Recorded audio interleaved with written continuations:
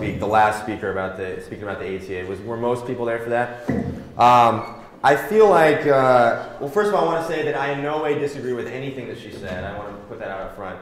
But I feel like I sort of need to rename my talk in the wake of what she said. Maybe I could call this like the optimist take on the ATA, or ATA in perspective, or something like that. I have to tell you up front, I really hate this subject, because of all the talks I could possibly give, all the subjects I could possibly talk to you about, I feel like this is one where I'm probably the least likely to tell you what you want to hear.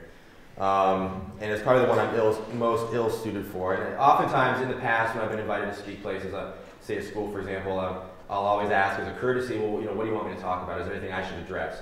And almost invariably, my host will say something like, we really want you to talk about how to respond to the Animal Enterprise Terrorism Act. The subtext to which I always kind of feel like is, how to tell people how we can protect ourselves, or how we can hide from the ATA. Now, I really don't want to get up here and spend precious time at a podium telling people, a room full of activists, what kind of defensive stance they can take to protect themselves from this looming specter of the Animal Enterprise Terrorism Act.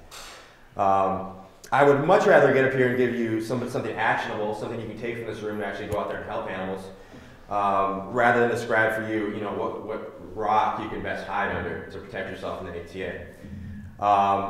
And in talking to people, I always get the sense that in asking, how do we resist the ATA, what people are really asking is, how do I make myself safe? And it comes back to this again, how do I protect myself? What rock do I hide under? Now, I want to remind people that what we're working for is something that's much bigger than our safety and convenience. But if we want to talk about being safe, we can talk about that. Let's talk about the most effective response to the Animal Enterprise Terrorism Act. And this is the response that is going to give you a 100% success rate in avoiding prosecution under the ATA. Something that success is unmatched in reducing your risk exposure. And that thing I'm talking about, of course, is staying home and watching TV. It's having no original thoughts. It's actually doing absolutely nothing to help animals. That's something that guarantees that you will have a way that you can protect yourself from prosecution under the ATA. So, and really, like, what else can I say? Is there some magic pill that's going to allow all of us to be very effective, but yet still guarantee that we will avoid prosecution under the ATA? Of course not. And I guess I would assert that's not even a question that we should be asking.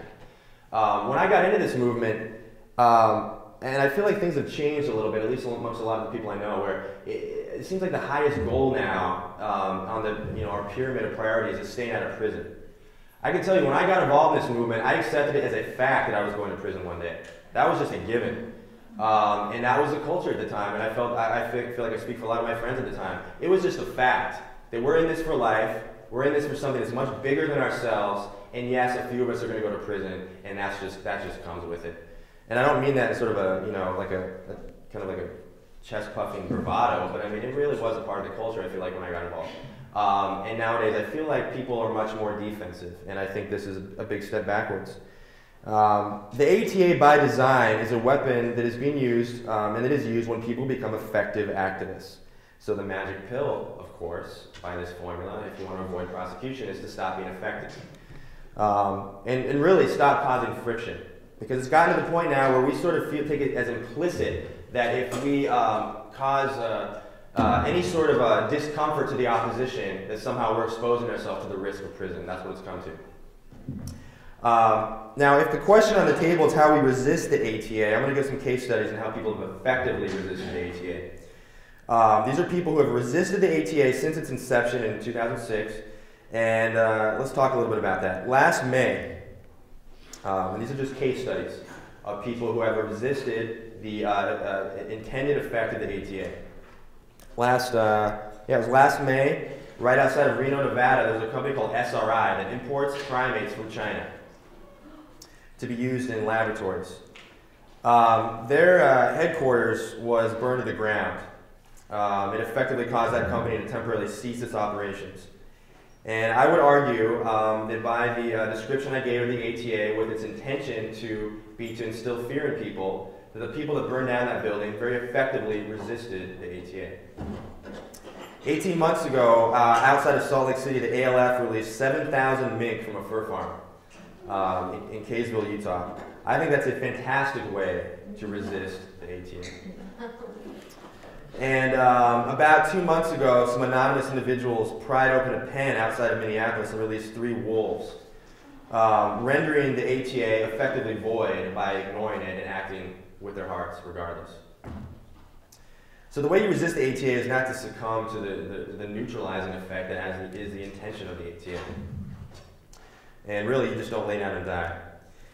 And resistance to the ATA and what they're trying to do to us right now is something that's done as much on the psychological front as it is on the streets. And that's, I think, maybe the main message I'm trying to impart here. This is a war we have to win inside of our heads. And fear is something I've been talking to a lot of people about lately.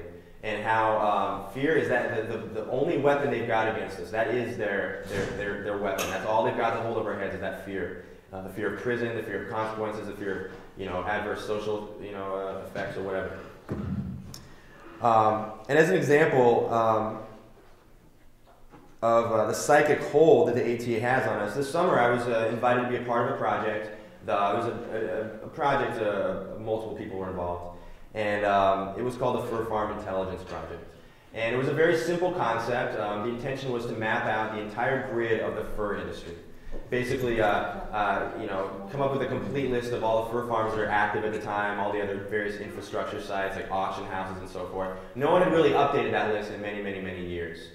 So I was asked to get involved and do my part in that. And the mission was really simple. It was create the largest list of fur farm addresses to date. And part of that was some people drove around the country taking pictures of fur farms. Some people did internet research. And so the animal rights movement would have a very large database of addresses to be used in legal campaigns. Well, the response I got to this was really incredible, both before I got involved in this project and after. Almost invariably, the response I got from people was, aren't you concerned about the legal consequences? And it's incredible because, by no measure was this illegal. By no measure was anything we were doing even come close to anything that stepped outside the bounds of legal activity. By its design, this was an entirely legal campaign to aid in legal campaigns. But I think there was this understanding that because we were going to make public portions of the fur industry that had previously been kept secret, that it was going to make the opposition uncomfortable. So therefore, it must somehow, in some roundabout way, expose me to some sort of a potential legal prosecution. But that's the psychic hold that the ATA has on us. That any time anybody embarks on a project that, with the result, is going to make the opposition in any way uncomfortable, all of a sudden we say it's got to be illegal one way or the other. We don't know, even if you don't know how, it must be illegal. And that's really what it's come to, and I think it's really tragic. And it's kind of gotten to the point where anything that involves you turning off your computer and going outside the house is somehow implicitly believed that it's going to expose us to legal prosecution. And that is totally the intended effect of the ATA. As Callie said, the intended effect is not to go after the animal liberation front. Those people know what they do is illegal, and they know they're almost never going to get caught. The intended effect is people like all the people in this room, people like myself, people that work above ground to help animals.